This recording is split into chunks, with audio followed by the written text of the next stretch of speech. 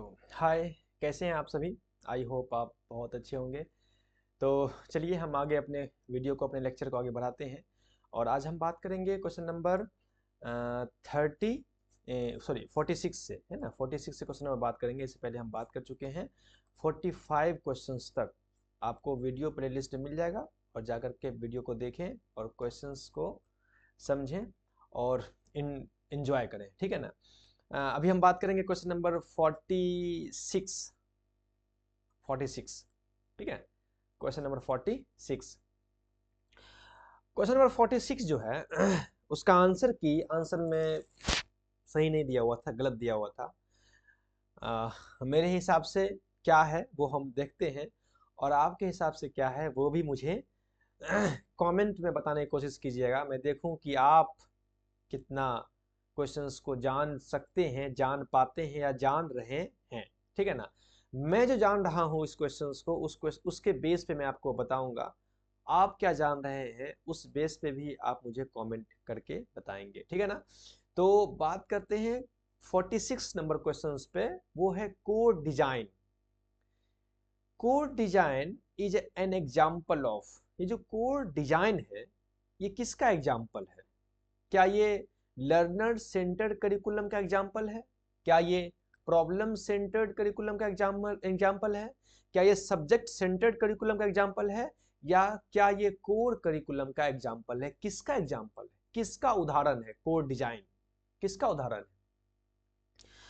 जो आंसर की था उस आंसर की में दिया हुआ था problem centred answer. Problem centred curriculum का डिजाइन है कोड डिजाइन। मुझे बिल्कुल समझ में नहीं आ रहा है कि प्रॉब्लम सेंटर्ड होगा कैसे। Code design problem centred curriculum का एग्जाम्पल कैसे होगा? आपको अगर पता होगा तो आप कमेंट करेंगे, नहीं तो मैं जो पता है वो मैं बात करता हूँ। मैं बात करता हूँ, इसको एक्सप्लेन करने की कोशिश करता हूँ तो आपको समझ में आएगा। मेरे हिसाब से इसका आंसर है कोर करिकुलम डिजाइन, ठीक है ना, मेरे हिसाब से। कैसे, आगे बात करते हैं, आइए।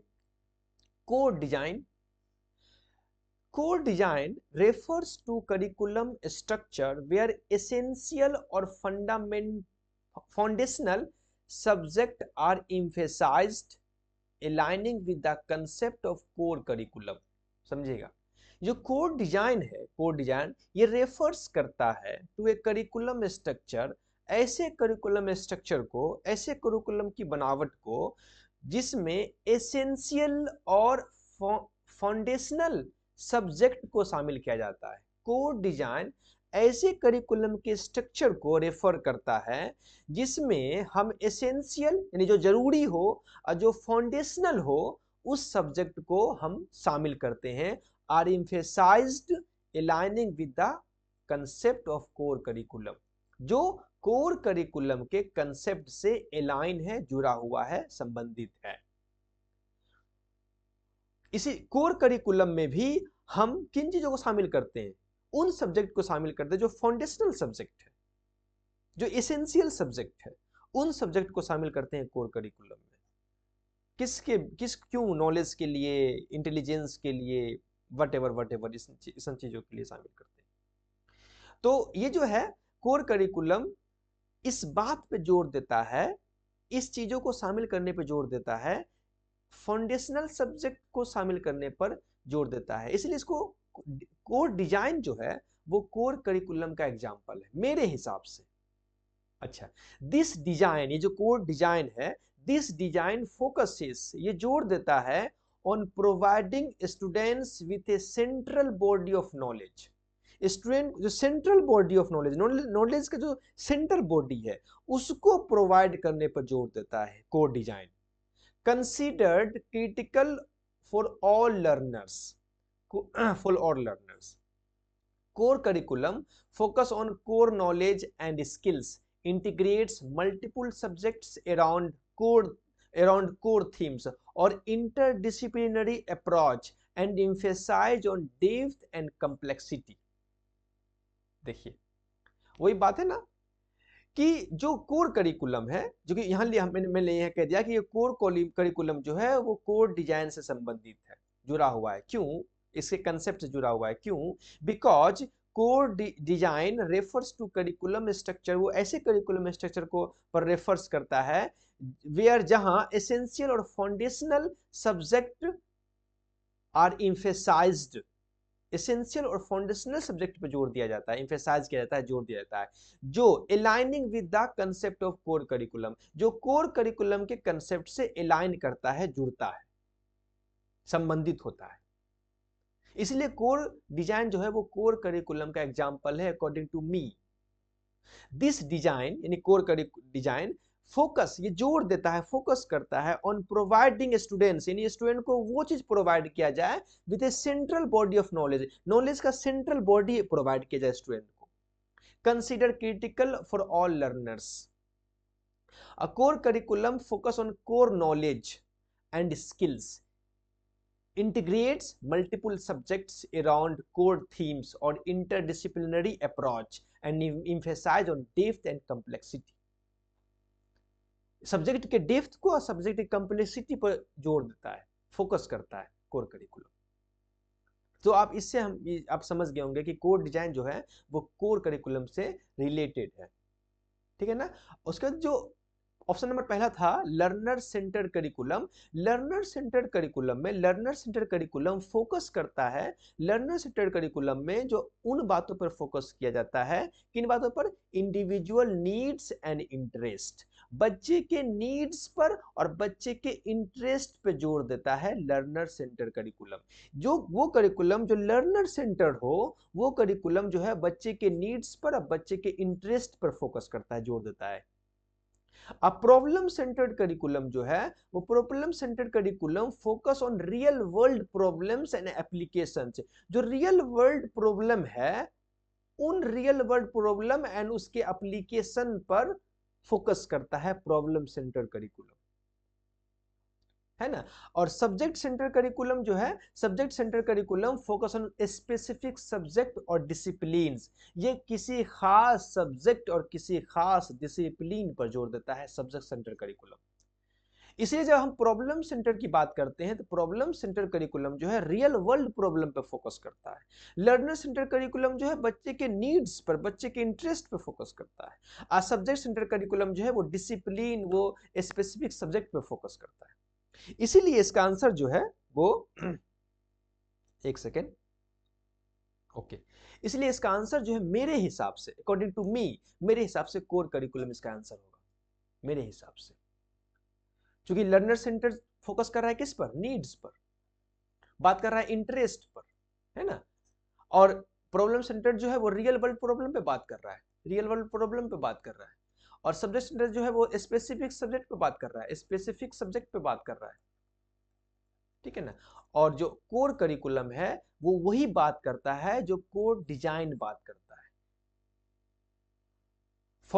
फाउंडेशनल सब्जेक्ट पे बात करता है, फाउंडेशनल सब्जेक्ट पे बात करता है, फाउंडेशनल सब्जेक्ट पे बात करता है, जो ये बात करता है वो ये बात करता है। तो अकॉर्डिंग टू मी इसका आंसर होगा कोर करिकुलम, और अकॉर्डिंग टू आंसर की आंसर दिया है प्रॉब्लम सेंटर करिकुलम। तो आप डिसाइड कर लेंगे कि इसका आंसर क्या है, मेरे हिसाब से तो कोर करिकुलम आंसर होगा, ठीक है ना। क्वेश्चन नंबर 47, क्वेश्चन नंबर 47 है, वो कहता है कि identify those which best represent the benefits of implementing six sigma in teacher education. आपने सिक्स सिग्मा के बारे में पढ़ा होगा। क्वेश्चन कहता है कि सिक्स सिग्मा को अगर टीचर एजुकेशन में इंप्लीमेंट करें, लागू करें, इससे क्या बेनिफिट्स हो सकता है। सिक्स सिग्मा को अगर टीचर एजुकेशन में इंप्लीमेंट करें, लागू करें, इससे क्या बेनिफिट्स हो सकता है, क्या हो सकता है। आपने सिक्स सिग्मा को पढ़ा होगा, अगर आपने सिलेबस देखा होगा, सिलेबस में भी ये है, और एग्जाम में मतलब और ये क्वेश्चन पूछा गया था बहुत पहले। तो इंप्रूव टीचर इफेक्टिवनेस, क्या इससे टीचर इफेक्टिवनेस इंप्रूव हो सकता है, बिल्कुल हो सकता है, इससे टीचर इफेक्टिवनेस इंप्रूव हो सकता है। इनहैंस स्टूडेंट्स लर्निंग आउटकम्स, क्या इससे स्टूडेंट्स के लर्निंग आउटकम्स इनहैंस हो सकते हैं, स्टूडेंट्स के लर्निंग आउटकम्स जो है वो इनहैंस हो सकते हैं, बिल्कुल हो सकते हैं, स्टूडेंट के लर्निंग आउटकम्स भी इससे इनहैंस हो सकता है। इंक्रीज एडमिनिस्ट्रेटिव वर्कलोड, क्या इससे एडमिनिस्ट्रेटिव जो वर्कलोड है वो इंक्रीज होगा, नहीं, सिक्स सिग्मा इसकी बात नहीं करता है, इससे एडमिनिस्ट्रेटिव वर्कलोड जो है वो इंक्रीज नहीं होगा। जब सी आंसर नहीं होगा तो इसका ये भी आंसर नहीं होगा, इसका ये भी आंसर नहीं होगा। ठीक है। अच्छा, more efficient use of resources, अगर सिक्स सिग्मा को हम टीचर एजुकेशन में इस्तेमाल करेंगे तो इससे क्या होगा, जो हमारे रिसोर्सेज हैं उसका हम बेहतर से बेहतर इस्तेमाल कर सकते हैं। इसके लिए इसका आंसर डी भी हो जाएगा, इसका आंसर डी होगा, डी भी होगा। इसलिए और लास्ट में है greater standardisation of teachers practice, नहीं इससे टीचर की जो प्रैक्टिस है, टीचर जो पढ़ाते हैं, जो उसका परफॉर्मेंस है उसका हम अच्छे तरीके से मूल्यांकन करते हैं, स्टैंडर्डाइजेशन करते हैं। नहीं, ये बात नहीं है, ये बात पर जोर नहीं देता है। इसलिए सी और ई नहीं होगा तो ई, सी नहीं होगा तो ये खत्म हो गया और ये खत्म हो गया, और ई नहीं होगा तो ये खत्म हो। इसका आंसर हो जाएगा ऑप्शन नंबर 3, ए, बी और डी। यानी इंप्रूव टीचर इफेक्टिवनेस, इससे टीचर के इफेक्टिवनेस इंप्रूव हो सकते हैं, स्टूडेंट्स के लर्निंग आउटकम्स इंप्रूव हो सकते हैं, और रिसोर्सेज का हम बेहतर से बेहतर इस्तेमाल कर सकते हैं अगर सिक्स सिग्मा को टीचर एजुकेशन में इंप्लीमेंट कर दें तो। आइए थोड़ा सा इसको और अच्छा से देख लेते हैं, सिक्स सिग्मा है क्या। Six sigma is a data driven approach, इससे हमको डेटा मिलता है टू क्वालिटी इंप्रूवमेंट, इससे हम क्वालिटी इंप्रूवमेंट कर सकते हैं। अगर हम किसी चीज का डेटा हासिल कर सके तो उसे हम क्वालिटी उसको इंप्रूव कर सकते हैं ना। एमिंग टू रिड्यूस डिफेक्ट्स, और इसका जो एम है वो एम है डिफेक्ट्स को रिड्यूस करना, एंड वेरिएबिलिटी, डिफेक्ट्स और वेरिएबिलिटी को रिड्यूस करना। In teacher education six sigma can, teacher education में सिक्स सिग्मा जो है improve teacher effectiveness by streamlining process, सुव्यवस्थित तरीके से हम टीचर के इफेक्टिवनेस को इंप्रूव कर सकते हैं। एंड रिड्यूस एरर, और इससे एरर जो है रिड्यूस कर सकते हैं, गलतियां जो है वो कम कर सकते हैं। कैसे? स्ट्रीमलिंग प्रोसेस, स्ट्रीमलिंग प्रोसेस यानी सुव्यवस्थित तरीके से हम टीचर के इफेक्टिवनेस को इंप्रूव कर सकते हैं और रिड्यूस कर सकते हैं उसके एरर्स को।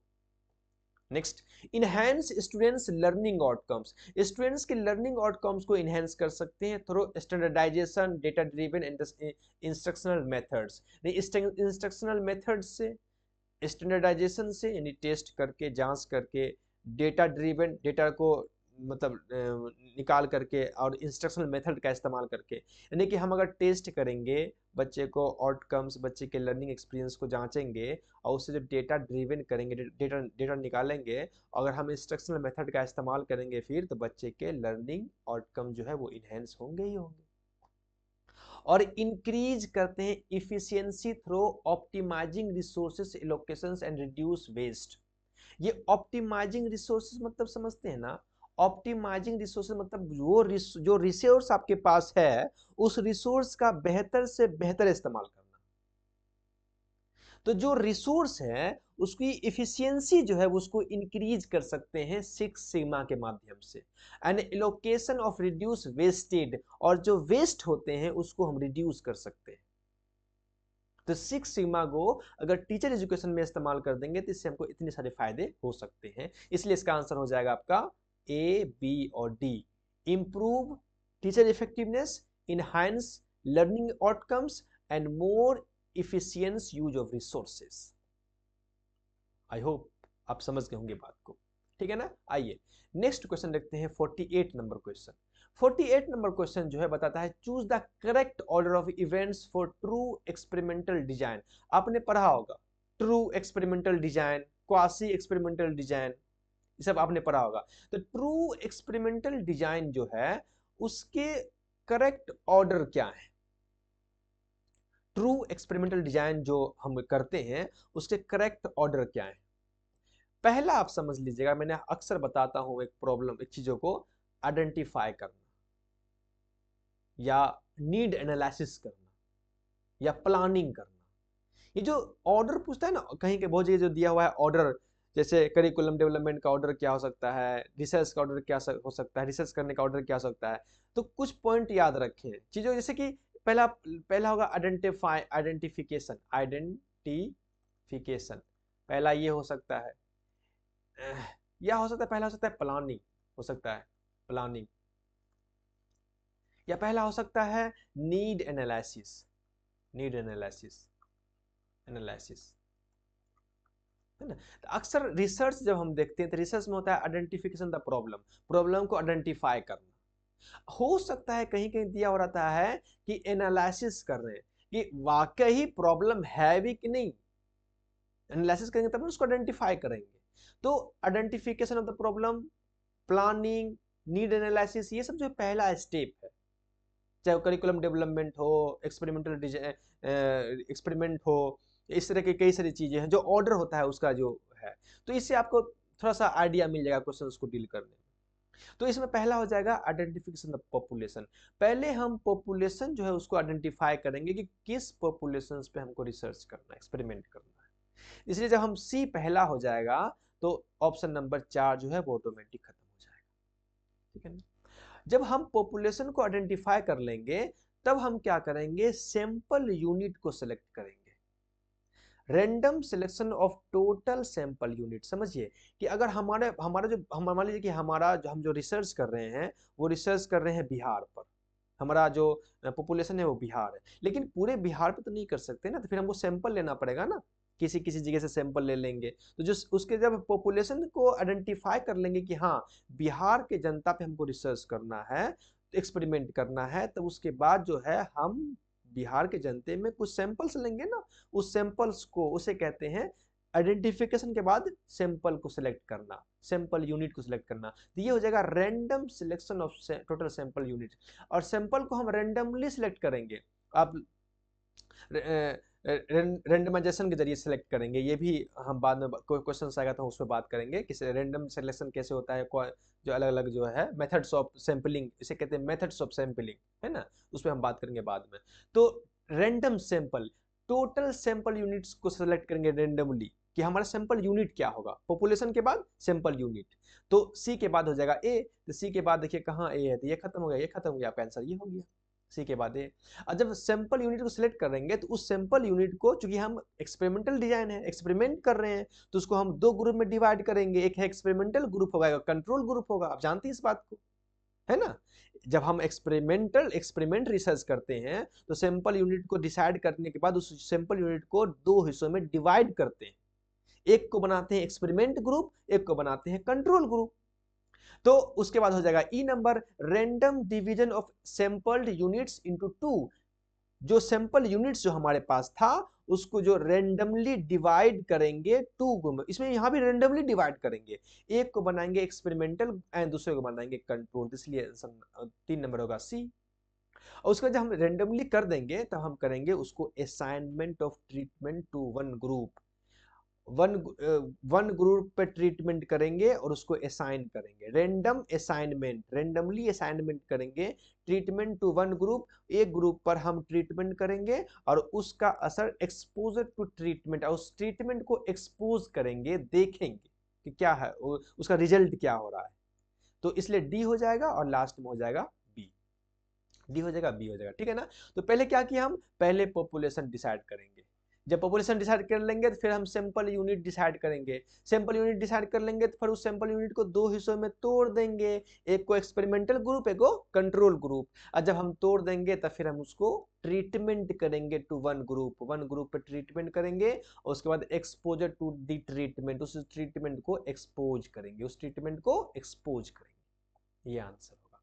आइए फिर से देख लेते हैं, एक्सप्लेन कर लेते हैं इसको। The true experimental design, also known as the randomized control trial, इसको कहते हैं RCT, randomized control trial, RCT. This design aims to establish cause and effect relationship. ये जो डिजाइन है RCT, randomized control trial या true experimental design, ये जो इसका एम है cause and effect relationship देखना, cause and effect relationship। और स्टेप्स हैं ट्रू एक्सपेरिमेंटल डिजाइन का, एक्सेप्ट स्टेप्स हैं, पॉपुलेशन आइडेंटिफिकेशन, जो मैंने कहा population, define the target population, आप टारगेट पॉपुलेशन को डिफाइन करें कि मेरा पॉपुलेशन क्या होगा। सैंपल सिलेक्शन, जब पॉपुलेशन डिसाइड कर लेंगे तब सैंपल को सिलेक्ट करेंगे, randomly select participants from the population, उस पॉपुलेशन में कौन से पार्टिसिपेंट होंगे उस पार्टिसिपेंट को रैंडमली सिलेक्ट करेंगे।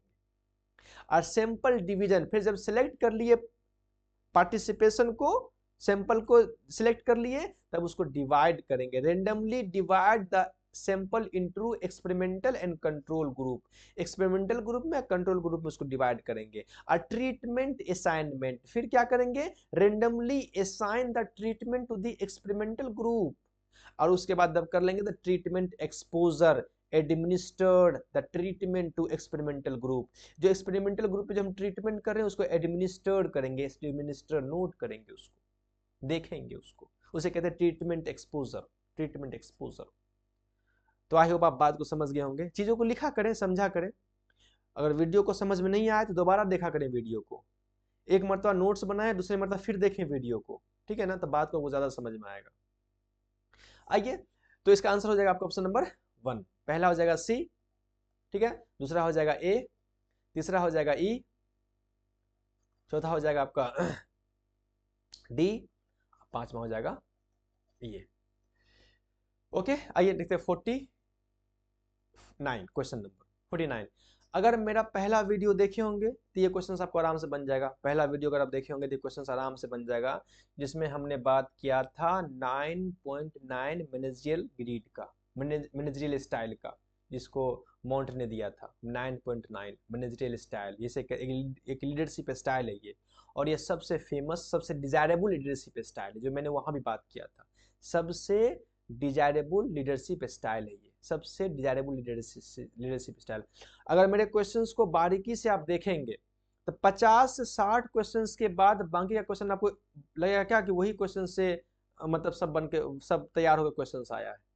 और 200 क्वेश्चंस को देख लेंगे तो 500 क्वेश्चन, 200 क्वेश्चंस को देख लेंगे तो आप वाव हो जाएंगे, मतलब आप, लेकिन आपको क्वेश्चंस डीपली देखना पड़ेगा, समझना पड़ेगा, वीडियो को कई मतलब देखना पड़ेगा, आपको 2 मरतबा 3 मरतबा देखना पड़ेगा वीडियो को, तब जा करके आपको चीजें जो हैं वो समझ में आएगी। उतना आप सिलेबस से नहीं सीखेंगे जितना आप मेरे क्वेश्चंस के डिस्कशन से सीखेंगे, लेकिन शर्त यह है कि आप नोट्स बनाएंगे, वीडियो को देखेंगे, तब बात समझ में आएगी। ओके ना, तो आइए लिस्ट 1 को लिस्ट 2 से मैच करते हैं। कहता है कि परमिसिव स्टाइल, ये परमिसिव, परमिसिव मतलब परमिशन देना, आज्ञा देना, फ्री स्टाइल इसे कहते हैं, इसे कहते हैं फ्रीडम स्टाइल कहते हैं। और ये जो है वो लेजिस फेयर से जुड़ा हुआ है, लेजिस फेयर्स, लेजिस फेयर्स जो है एक शब्द है जिसका मतलब होता है लेट टू डू, करने दो फ्रीली। परमिसिव स्टाइल को ही लेजिस फेयर स्टाइल कहते हैं, इसलिए क्वेश्चन नंबर पहला का 3 हो जाएगा। और मोस्ट डिजायरेबल लीडरशिप जो है, ये 9.9 जो मैनेजरियल स्टाइल है, इसे यही है मोस्ट डिजायरेबल लीडरशिप स्टाइल। आपने देखा था क्वेश्चंस में, तो आपने देखा था कि ये जो स्टाइल है लीडरशिप का, इसमें हाई कंसर्न पीपुल पर हाई कंसर्न होता है, high concern for people and high concern for production. आपने देखा था कि हम प्रोडक्शन पे भी हाई कंसर्न देते हैं, पूरा ध्यान देते हैं, और पीपुल पे भी पूरा ध्यान देते हैं। जो लीडर 9.9, ये इस तरह के जो लीडर्स होते हैं वो लोगों पे भी पूरा ध्यान देते हैं और अपने प्रोडक्शन पे भी पूरा ध्यान देते हैं, इसलिए इसको कहा गया है मोस्ट डिजायरेबल लीडरशिप बिहेवियर, ठीक है ना। तो 1 का 3, अब बी का पहला, 1 का 3 ये हो जाएगा, तो ये खत्म हो जाएगा, ये खत्म हो जाएगा, तो 1 का 3 हो गया, 1 का 3 हो गया, अब बी का फर्स्ट है, बी का फर्स्ट है। अब सी, अब देखिए क्वेश्चन जो एग्जाम में था, एग्जाम में ये ऑप्शन नंबर 1 और ऑप्शन नंबर 4 जो है दोनों सेम है, 1 का 3, 1 का 3, बी का पहला, बी का पहला, सी का दूसरा, सी का दूसरा, डी का 4 और डी का 4। ये क्वेश्चन नंबर जो है ऑप्शन नंबर 1 भी सेम, ऑप्शन नंबर 4 सेम, दोनों सेम है। अगर आपने 1 मारा तो भी आपको 1 नंबर मिल गया होगा, आपने 4 मारा तो भी आपको 1 नंबर मिल गया होगा, ठीक है ना। तो अब C, replacement of old rules to thumb method. आपने देखा था एक क्वेश्चन आया था पिछले पहले, उसमें था मैनेजमेंट एरा। आपने देखा था क्वेश्चन को, उसमें मैनेजमेंट एरा को 4 एरा में डिवाइड किया गया था, है ना। उसमें एक एरा था जिसको एक था उसको कहते हैं साइंटिफिक मैनेजमेंट, साइंटिफिक मैनेजमेंट, जो टेलर्स था, हम आगे बात करेंगे उसके बाद। Replacement of old rules to thumb method, ये साइंटिफिक मैनेजमेंट एरा में जब आई थी डब्ल्यू टेलर, टोनी टेलर नाम, हाँ वही नाम है। उसने जो ओल्ड रूल्स था या थंब मेथड था उसको रिप्लेस कर दिया। ये ओल्ड रूल या थंब मेथड का इस्तेमाल कब करते थे? प्री साइंटिफिक मैनेजमेंट एरा में। आपने क्वेश्चन देखा होगा तो वो समझ में आ गया होगा इस बातों को। वहां मैंने इस क्वेश्चन को डील किया था। अगर वहां आपको बात समझ में आ गया होगा तो ये क्वेश्चन देखिए आपको कैसे समझ में आ गया होगा। इसलिए एक क्वेश्चन से कई क्वेश्चन आपको सीखने को मिल रहा है, लेकिन आपके पास ये बात फोकस होना चाहिए कि आप चीजों को सीखें, नोट्स करें, वीडियो को बार बार देखें। तो जो साइंटिफिक मैनेजमेंट है वो जुड़ा हुआ है सी नंबर का सेकंड हो जाएगा कि साइंटिफिक मैनेजमेंट में रिप्लेस कर दिया गया था, हटा दिया गया था ओल्ड रूल और थंब मेथड को। जो पुराने मेथड्स थे, जो थंब मेथड से थे, जो नियम बन गया, वो नियम बन गया, उस मेथड्स को, उस रूल्स को रिप्लेस कर दिया गया, हटा दिया गया। और principle of span of control, ये principle of span of control जो है इयान हैमिल्टन का है। 4 नंबर इयान हैमिल्टन। ये स्पेन ऑफ कंट्रोल कई मरतबा एग्जाम में क्वेश्चन पूछा गया है। स्पेन ऑफ कंट्रोल, ये स्पेन ऑफ कंट्रोल क्या है? स्पेन ऑफ कंट्रोल होता है कि हम कुछ लोगों का इस्तेमाल करके, यानी कुछ लोगों के जरिए कोई सिस्टम को अच्छे से चला सके, उसे कहते हैं स्पेन ऑफ कंट्रोल। कुछ लोग मतलब 4 से 5 लोग या 5 से 7 लोग मिल करके कोई कोई ऑर्गेनाइजेशन को अच्छे से चला सके, उसे कहते हैं स्पेन ऑफ कंट्रोल। इस कंसेप्ट को इवान हैमिल्टन ने दिया था। ठीक है ना? तो आइए क्वेश्चंस को देख लेते हैं अच्छे से, आपको बात समझ में आ जाएगा। नोट कीजिएगा प्लीज। लेजस फेयर, ये लेजस फेयर जो है एक लीडरशिप स्टाइल है ना? लेजस फेयर जो है वो लीडरशिप स्टाइल है। ये लीडर वो लीडर जो लेजस फेयर स्टाइल के होते हैं वो क्या करते हैं? Laissez faire is a French term, ये एक फ्रेंच टर्म है। इसका मतलब होता है अलाउ टू डू, मतलब करने दो।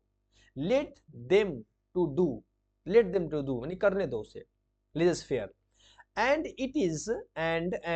it is used to describe a leadership style characterized by minimum interference और कंट्रोल। ये जो लीडरशिप स्टाइल है, लेजस फेयर जो है वो एक लीडरशिप स्टाइल है। इस लीडरशिप स्टाइल का मतलब है, इसके अंदर जो कैरेक्टरिस्टिक है, जो खूबी है, वो खूबी ये है कि इस स्टाइल में मिनिमम इंटरफेरेंस एंड कंट्रोल किया जाता है। मिनिमम इंटरफेरेंस यानी कि लोगों को फ्रीली आज़ादी दी जाती है, आज़ादी कि करने दिया जाए लोगों को। मतलब जो स्टाफ, जो काम करने वाले, जो किसी ऑर्गेनाइजेशन में लोग काम करने वाले हैं, उस काम करने वाले को आज़ादी दी जाए कि वो अपने काम आराम से खुल के कर सके। अगर आप ऐसा करने दे रहे हैं इसका मतलब है कि आपके अंदर लेजस फेयर लीडरशिप स्टाइल है, आप एक लेजस फेयर लीडरशिप है, आपके अंदर लेजस फेयर लीडरशिप की कैरेक्टरिस्टिक पाई जाती है। तो लेजस फेयर जो शब्द है वो उसका मतलब है allow to do, let them to do, करने दो, लेट देम छोड़ दो, उसको करने दो। And it is the used describe to leadership characterised by minimum interference और कंट्रोल। सो इसलिए it is also called permissive style, इसलिए इसको परमिसिव स्टाइल भी कहा जाता है। In which focus on freedom, जिसमें फोकस किया जाता है फ्रीडम पर, आजादी पर, अथॉरिटी पर, and minimum control and authority और अथॉरिटीज पर, मिनिमम कंट्रोल और अथॉरिटीज पर ध्यान दिया जाता है परमिसिव स्टाइल पर। क्योंकि लेजस फेयर लीडरशिप में हम मिनिमम इंटरफेरेंस करते हैं, मिनिमम कंट्रोल करते हैं लोगों को आज़ादी देते हैं, आज़ादी, फ्रीली आप काम करो। इसलिए इसको परमिसिव स्टाइल के नाम से भी जाना जाता है। क्यों? क्योंकि परमिसिव स्टाइल में भी हम फोकस देते हैं फ्रीडम पर, अथॉरिटी पर, मिनिमम कंट्रोल पर। ठीक है ना? और उसके बाद the 9.9 managerial style, the 9.9 managerial style, the 9.9 managerial style is a leadership approach described by Robert Black and Jane Morton in 1964। 9.9 जो मैनेजरियल स्टाइल जो है वो एक लीडरशिप अप्रोच है जिसको डिस्क्राइब किया Robert Blake and John Morton अपनी किताब 1964 में। उन्होंने किताब लिखा, उस किताब का नाम था द मैनेजरियल ग्रीड। उस मैनेजरियल ग्रीड में इन लीडरशिप स्टाइल को उन्होंने एक्सप्लेन किया। इन दिस स्टाइल, इस स्टाइल में focus on high concern for people and high concern for production. इस स्टाइल में हम high concern for people and high concern for production. So it is the most desirable leadership behavior. इसलिए इसको most desirable leadership behavior के नाम से भी जाना जाता है। ठीक है ना। उसके बाद है scientific management. Scientific management introduce by Frederick Taylor. Scientific management को फ्रेडरिक टेलर ने इंट्रोड्यूस किया था।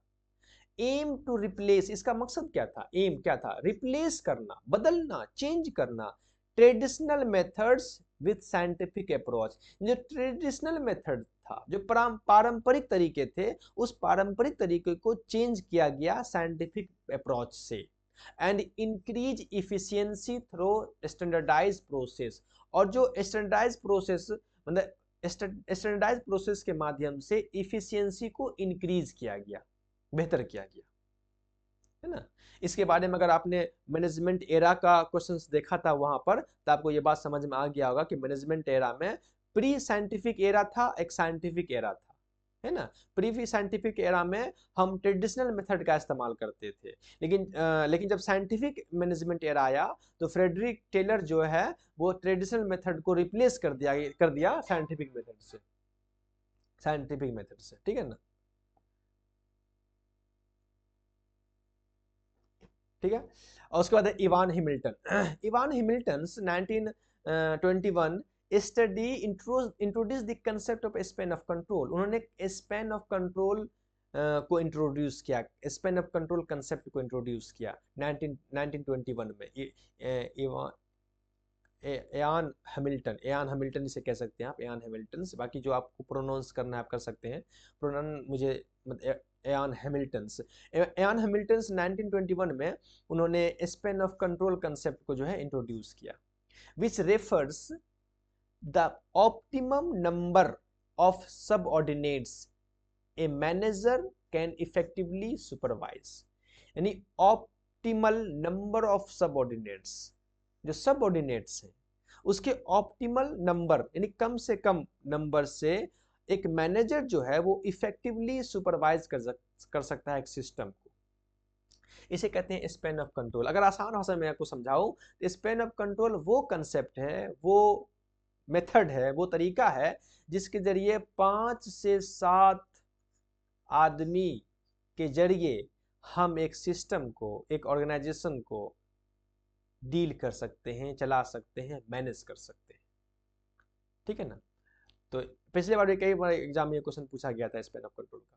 तो इस तरह इसका आंसर हो जाएगा। आप या तो ये मारे होंगे या ये मारेंगे, दोनों से कोई आंसर ये। तो परमिसिव स्टाइल का हो गया लीजर परमिसिव स्टाइल का हो गया लीजर। उसके बाद मोस्ट डिजायरेबल लीडरशिप स्टाइल का हो गया 9.9 मैनेजरियल ग्रिड। उसके बाद replacement of old rules to thumb impression, इसका हो गया साइंटिफिक मैनेजमेंट। और जो principle of span of control जो है वो एयान हैमिल्टन का है। तो ये इसका ये हो गया आंसर। ठीक है ना। तो आई होप आप ये बात समझ गए। आगे क्वेश्चन नंबर बढ़ते हैं 50।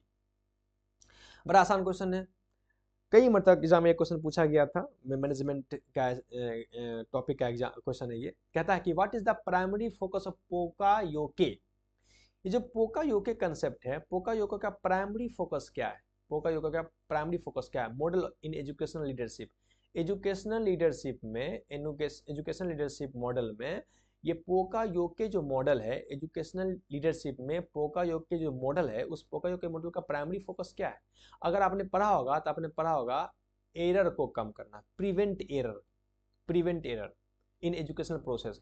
एजुकेशनल प्रोसेस जो है, उस एजुकेशनल प्रोसेस में एरर को प्रिवेंट किया जाता है, एरर को कम किया जाता है, एरर से बचाया जाता है उसको। आंसर नंबर इसका हो जाएगा 2, preventing errors in educational process, है ना। पोकायोके ये काम है।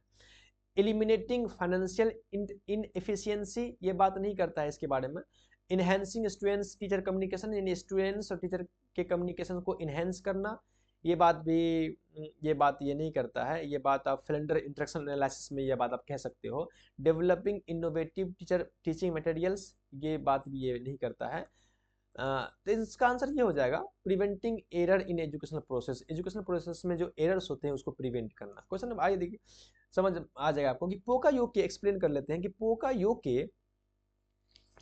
पोकायोके is a Japanese term meaning mistake preventing और एरर प्रिवेंटिंग। पोकायोके जो है एक जापानीज टर्म है इसका मतलब होता है मिस्टेक प्रिवेंटिंग और एरर प्रिवेंटिंग, यानी मिस्टेक को प्रिवेंट करना और एरर को प्रिवेंट करना, एरर से बचाना, मिस्टेक से बचाना। The poka yoke model in educational leadership focuses on identifying potential error.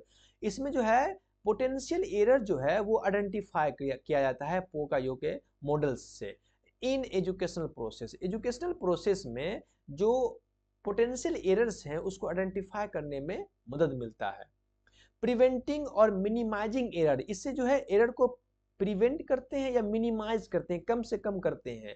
And ensuring quality and reliability in education, और इससे क्या होता है कि एजुकेशन की क्वालिटी और एजुकेशन की रिलायबिलिटी जो है वो बेहतर होती है, इंश्योर किया जा सकता है, बेहतर किया जा सकता है ना। तो पोकायोके का ये काम है मिस्टेक प्रिवेंटिंग या एरर प्रिवेंटिंग। आई होप आप बात को समझ गए होंगे, इसलिए इसका आंसर हो जाएगा preventing error in educational process. तो इस तरह से क्वेश्चन हमारा क्वेश्चन जो है 50 कंप्लीट होता है। ये लगाकर 10 वीडियो आपके प्लेलिस्ट में चला गया होगा, और 10 वीडियो को अगर आप देखे होंगे तो मैं दावे के साथ कह सकता हूँ कि आप 500 बातें सीखे होंगे। 500 न्यू थिंग्स, नए नए चीज़ों को आपको सीखने का मौका। 500 तो नहीं तो नया चीज़ तो आप बहुत सीखे होंगे, 100 के आसपास ले। अगर आपने ये 50 वीडियो देखा होगा, नोट्स बनाया होगा अच्छे से, तो मैं समझता हूँ कि आपका जो आप एक बेहतर अंडरस्टैंडिंग को फील कर रहे होंगे, अच्छे अंडरस्टैंडिंग को फील कर रहे होंगे कि हाँ मैं कुछ सीखा हूँ या मैं कुछ सीखी हूँ, या मैं कुछ नहीं जानती थी या नहीं जानता था जो मुझे यहाँ सीखने को मिला। अगर इसमें कुछ प्रॉब्लम्स होगा, कुछ गलतियाँ होगी, मुझे मालूम है कुछ ना कुछ गलतियाँ हो सकती है। मैं कोशिश किया हूँ कि गलती कम से कम हो, मैं कोशिश किया हूँ कि पोकायोके मेथड का इस्तेमाल करूँ, लेकिन फिर भी अगर कोई गलतियाँ होंगी तो आप मुझे कमेंट करें प्लीज़। आप सब्सक्राइब बिल्कुल ना करें, आप लाइक्स बिल्कुल ना करें, मुझे उसकी ज़रूरत नहीं है। ज़रूरत तो है लेकिन आपकी मर्जी है, योर लाइफ योर चॉइस। लेकिन प्लीज़ सब्सक्राइब कर दें, मैं माफ़ कीजिएगा, सब्सक्राइब नहीं, कमेंट्स करें ताकि मैं अपनी गलतियों को बेहतर कर सकूं। अगर आपको लगे कि मैं कोई क्वेश्चंस को अच्छे से नहीं बताया या गलत बता दिया क्वेश्चंस को, तो आप कमेंट कर देंगे तो मुझे थोड़ा सा उस पर काम करने में आसानी होगी, ठीक है ना। तो अपना ख्याल रखें और वीडियो को देखते रहें, ज़्यादा से ज़्यादा इसका फ़ायदा उठाएं। फिर मिलते हैं नेक्स्ट वीडियो में, तब तक के लिए अपना ख्याल रखें। Okay, bye.